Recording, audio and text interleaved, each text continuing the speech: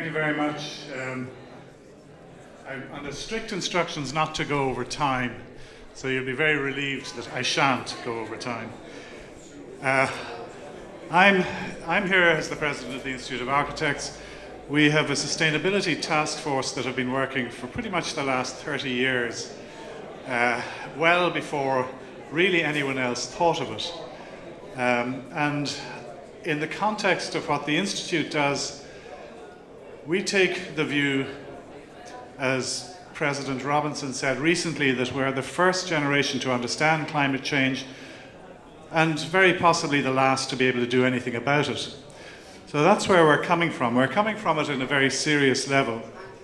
And we extend out to things like we have recently produced a water usage policy. We do a lot of policy documents in terms of sustainability in the bigger sense of the word, and that's really what I'm going to talk to you about today. A lot of work, as you know, has already been done in this field, but our view is that really you should take a much wider view of what sustainability means. We can have the best performing buildings in the world, we can have all sorts of things that we aim for, but if we end up driving to our buildings, we're on a losing streak. If we eat less vegetables, we're on a losing streak. If we don't get the train, if we can't walk to school, if our friends can't visit us in hospital from public transport, all of that is what sustainability means. It isn't just sealing up our buildings good and tight and making it cheap for us to use them. There is also the issue of sustainability in terms of the way we generate energy. That's one which I'm sure either has been or will be dealt with today. But we will, as a country, sometime soon have to face the fact that we really ought not to continue using fossil fuels as we do. Sorry, just bear with me for a second. The Department of the Environment have done an awful lot of work on this, and I commend you to go to their website. The other thing that I think people really... I'm just having a little bit of... Yeah, no, that's fine. That's fine. The other thing that really is very important to do is to think of where we are. Very much of the way we think about sustainability is driven through climate, and I think that this slide is a little bit oversimplistic, but I think it's important that we look at it. Sustainability is also about the general climate, where you are and how you face. So if you look at the map on the left, we're in a temperate maritime climate. We do not need the same things that people who live in a polar continental climate or a polar maritime climate or indeed a tropical climate. We live in a very good place, and this ties in with a talk that was going on outside about our location for data centers. We live in a climate that really helps us a lot in terms of sustainability. We don't have extremes of heat, we don't have extremes of cool. And if we design our buildings in the right place, facing the right direction, we can get through an awful lot of the energy usage that we would normally otherwise require. The other thing that, as an institute, we take the overview on is we look at building types. Different buildings need different things. So this building, for instance, is very warm, and where I am, it's even warmer. But if you're in a house, you don't need to invest any energy in that while nobody is there. In this building, you need to invest absolutely zero energy when nobody's here. So we need to think about what the buildings are, what they're used for, and what level of service they need. At home, you can either take off a jumper or put another jumper on. And that's, again, the bigger picture stuff that we tend to think about. So in housing, you've one set of needs. In offices, this is my office. We don't require from about the middle of March until the end of October, we don't need any artificial daylight from these tiny little windows. And working in an environment which does not require artificial light is hugely beneficial, not just in sustainability terms, but in the longer term issue of health and the way we sustain ourselves as a community. Building occupancy, again, is another thing. We have, in this building, we have underfloor heating, so in fact the radiation heats us and we don't heat the space at all. So building types, service types are really very important. The building fabric, again, is something that we would look at, and the components. So in this one, this is an extremely heavily insulated building that is about, I think about 20 years old, and the requirement it has had during its lifetime for energy usage is very low, but what you don't see in the back of that is that it's within very easy walking distance of the Dart.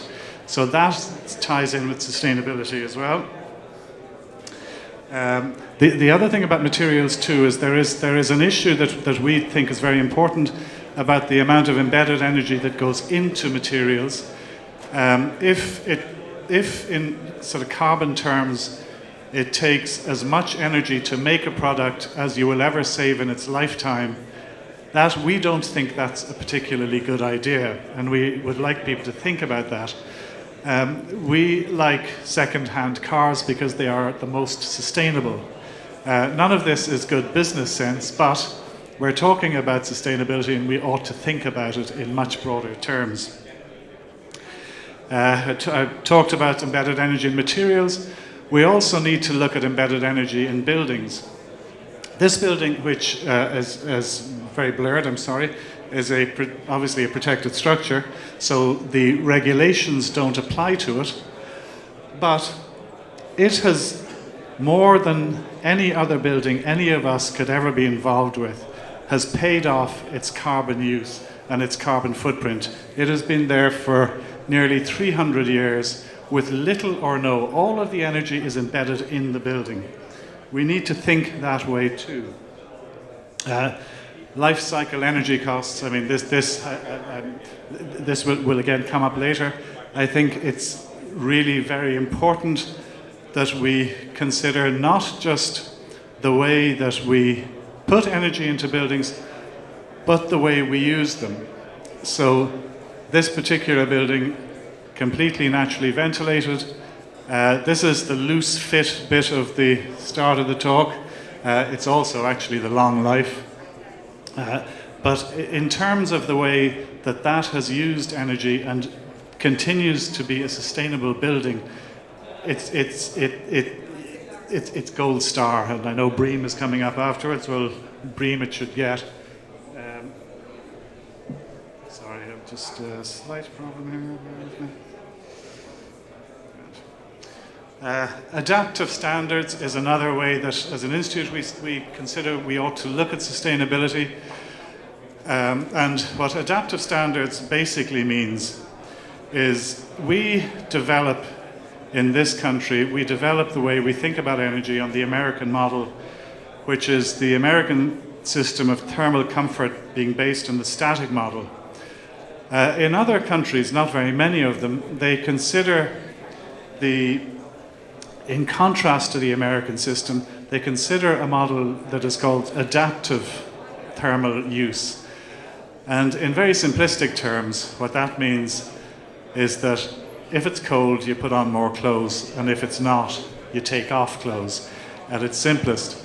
Again, this building is one where in terms of the adaptation, that one gets its heating and cooling through a ground source heat pump, but it's a very high thermal mass, so it builds in the thermal lag all the time, so that the occupants are not subjected to extremes of heat and cooling or extremes of air going through and air not going through, but they need to adapt because the temperature may lag behind a little bit, but that's an adaptive use of the way we think.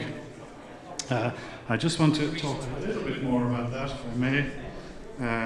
Sorry.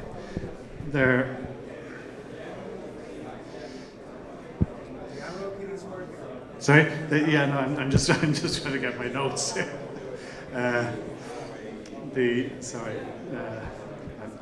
I'm used to the Mac, so I'm kind of a little bit stuck in this. Not all right. Okay, so and this one again, the cost in use in terms of the energy that it uses is exceptionally low, even though it only got a B1. And that is again to do with the way that the building is used. We've done a couple of A-rated buildings, and in fact, in terms of energy use, because the empirical data is based on really a different climate type, this building is actually more efficient than many of the A-rated buildings that we've done. And as an institute, we really feel very strongly that it isn't just about sealing up a building and making sure that the energy management system within the building is the most efficient. It's about the way we live. The continentals have a much better approach to it in that because their climates are more extreme, for instance, the poles are extremely good at just opening the windows in the morning for half an hour, every single one in the building, and closing them. We don't do that. This, again, is really just to do with the way that buildings are designed. This is the classic up and down sash, leaks like a sieve. Very unpopular in terms of both building regulations and the general view we have of buildings that really they ought to be airtight. But as a design element in a building, it is really as fit for purpose as you can get. If you sealed that up and if you sealed up the fireplaces behind it, you would very quickly end up with all sorts of nasty mold and all sorts of dry rot and wet rot and God knows what. The way the ventilation works is right up at the top where you need it. If it gets very hot, you open the bottom and you get that air circulation. It looks simple and is very old, but it is a very sophisticated piece of building engineering. And in fact, this one is the one really that proves the long life, low energy, loose fit. This one, I'm pretty much bang on time. This one is really just, again, to put in context what we're trying to achieve in terms of sustainability, not just in this country, but worldwide. We need to be sure that we're not using the hammer to kill the fly, and we need to be sure that when we do use the hammer, we're using it the right way. It may well be that the most sustainable thing we could do in terms of this country is to retrofit every single building and make everybody walk everywhere. That may well be the case, and we possibly should think about it. At our upcoming conference, we're having a session where one of our members is proposing not that we all have to walk everywhere, but that instead of investing about 4 billion in the transmission grid, that we invest that 4 billion in retrofitting buildings, and we will get exactly the same benefit in terms of gigawatts one way or t'other. So that's really what this is about. This is the way that as an Institute of Architects we like to think. We like to think in a much wider scope than just simple science. It's about lifestyle, it's about health-led agenda, it's about walking, it's about a whole complex of sustainable communities. And it's not just about getting your ratings right. And there you go, that's it. Thank you very much.